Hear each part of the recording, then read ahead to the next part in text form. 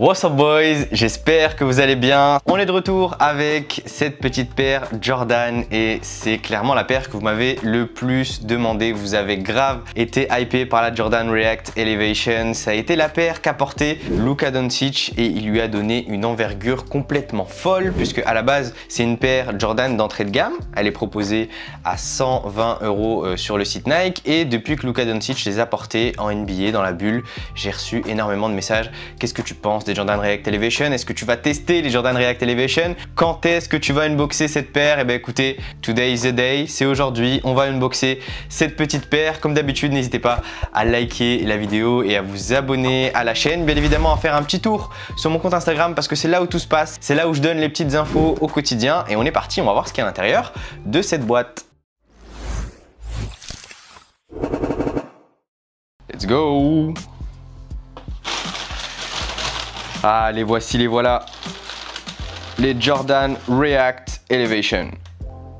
Hop, donc comme vous pouvez le voir, j'ai cop un coloris bleu, blanc, rouge. Non pas que c'est mon coloris préféré, mais elles étaient en solde quand je les ai prises. Elles étaient à 75 € chez Nike. D'ailleurs, pour ceux qui souhaitent cop ce modèle, je vous mets un lien juste en dessous dans la description, directement sur le site Nike. Et en tout cas, moi, ce que je peux remarquer sur ce modèle, c'est qu'il est plutôt atypique, mais il me fait penser à quelques petits modèles côté Jordan. Il me fait un peu penser à la Jordan Westbrook Why Not 02 avec cette petite semelle découplée. Il me fait aussi un petit peu penser à la Jordan Superfly pour les plus anciens, pour ceux qui s'en rappellent, qui avait été commercialisé je crois aux alentours de 2015-2016. C'était Blake Griffin qui les portait. Bon, ça a l'air d'être une chaussure pas forcément premium, on sait que c'est de l'entrée de gamme, donc on a du mesh, on n'a pas des matériaux archi quali, mais je trouve que cette paire elle est quand même assez atypique, elle vaut le détour parce que elle est quand même assez intrigante. Donc je vous propose qu'on regarde en détail ces Jordan React Elevation. On va commencer tout simplement par les logos Jumpman qu'on peut retrouver sur la partie extérieure du pied, mais aussi sur la partie intérieure. On sait que les chaussures Jordan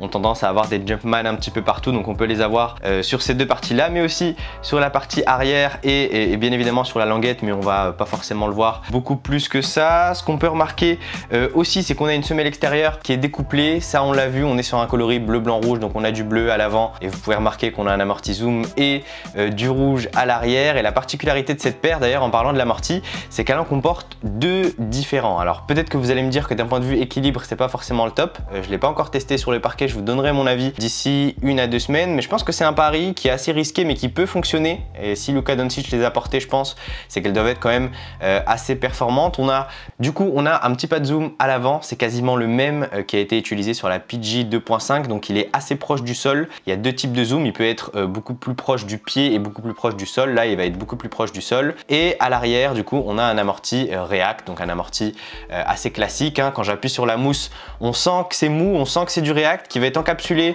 dans du caoutchouc, donc à voir si ça fait le même effet que sur une KD13 où on le ressentait pas forcément, le X-Pad qui était positionné à l'arrière. J'ai hâte de les enfiler, j'ai hâte de voir comment elles se portent. Et d'ailleurs, pour ceux qui ont cop cette paire, n'hésitez pas à donner vos avis juste en dessous dans les commentaires. Au final, quand j'ai cette paire en main, je trouve qu'elle est beaucoup mieux que lorsque tu la vois sur internet ou en photo. Je trouve que le shape en vrai est beaucoup plus cool. Alors, on a un petit détail, je sais pas, je crois que c'est du plastique, peut-être du TPU qui va venir parcourir toute la semelle, qui va venir la séparer en deux. Je sais pas si ça apporte un aspect de stabilité ou non, ça n'a pas été marqué sur la fiche produit, donc je vous en donnerai des petites nouvelles. Au niveau du système de lassage, on est assez classique. Au niveau de la semelle extérieure, on est bien évidemment sur des motifs chevronnés, sur des motifs en chevron. C'est un peu ce qui fonctionne au niveau des chaussures de basket. Je pense qu'ils n'ont pas énormément pris de risques et comme vous avez pu le voir sur la Jordan 34 et sur la Jordan 35 et effectivement sur ces Jordan React, c'est qu'on a toujours les mêmes motifs qui sont utilisés. Et pour les connaisseurs, vous avez vu sur la Jordan 34, sur ces Jordan React Elevation et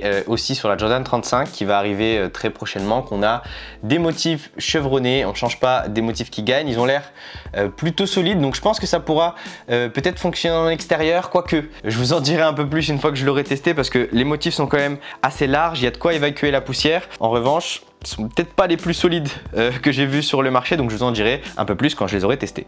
Qu'est-ce qu'on peut remarquer d'autre? C'est la petite étiquette derrière où on peut voir les appellations de l'amorti et le Jordan Basketball. Toujours cool la petite étiquette, je trouve que ça donne un aspect un peu plus quali à la paire. Ce que je peux remarquer d'autre, c'est qu'on a un chausson qui a l'air d'être un chausson unique au niveau de la paire, sauf qu'on a un petit renfort au niveau de l'arrière du pied, donc c'est bon signe d'un point de vue maintien, mais sinon le reste de la paire est fait d'un chausson unique. Encore une fois, sûrement pour économiser d'un point de vue coût de fabrication, mais l'arrière est quand même assez massif, comme ce qu'on avait pu voir sur la Adidas Don Issue 2 ou sur la Adidas Arden 4. On a un arrière de la chaussure qui est quand même assez mastoc, hein, une belle caravane qui est proposée à l'arrière. Ça par contre j'aime pas trop là, le petit encapsulage de semelle avec un petit trou au milieu, je sais pas, je vois pas forcément l'intérêt. On est sur une paire qui est, j'ai envie de dire, assez normale, assez classique. J'espère que la performance sera au rendez-vous. C'est toujours un peu compliqué de voir des Jordan proposer un tarif assez bas. Alors c'est cool pour les fans d'une Jumpman et pour ceux qui veulent se payer des Jordan mais qui n'ont pas forcément les moyens.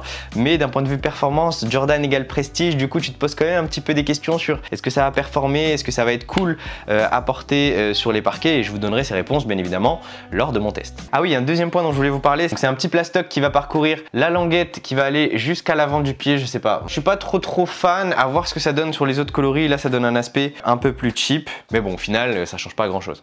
Donc voilà, je pense qu'on a fait le tour sur ces Jordan React Elevation. C'est une paire qui a été très demandée par la communauté, donc restez branchés, je vais vous proposer un test incessamment sous peu. Je vais aller les tester à la Hoops Factory. Pour moi le plus important c'est de vous donner un retour sur est-ce qu'elles valent réellement 120 € ou pas. Ça c'est très important. Et le deuxième sujet qui va être important, ça va être l'amorti Zoom plus l'amorti React. Est-ce que ça fonctionne bien? Est-ce que ça fonctionne pas? Est-ce qu'il y a un déséquilibre? Est-ce que c'est bien pour les joueurs gros, légers, compacts? Je ne sais pas. Je me répète, mais je vous donnerai mon avis lors de mon test. Merci à tous ceux qui sont restés jusque là. Comme d'habitude, n'hésitez pas à liker la vidéo et à vous abonner à la chaîne. Pour ceux qui souhaitent la référence de mon t-shirt, je l'ai acheté à Paris. C'est Maison Château Rouge. Je sais pas si vous avez déjà vu la Jordan 1 Fearless collection Maison Château Rouge qui a été designée par Youssouf, qui du coup est le cofondateur de la boutique. Je vous mettrai également un lien dans la description vers le site de Maison Château Rouge si jamais ça vous intéresse. Sur ce, je vous dis à très vite pour un nouvel unboxing ou pour un nouveau test. Prenez soin de vous.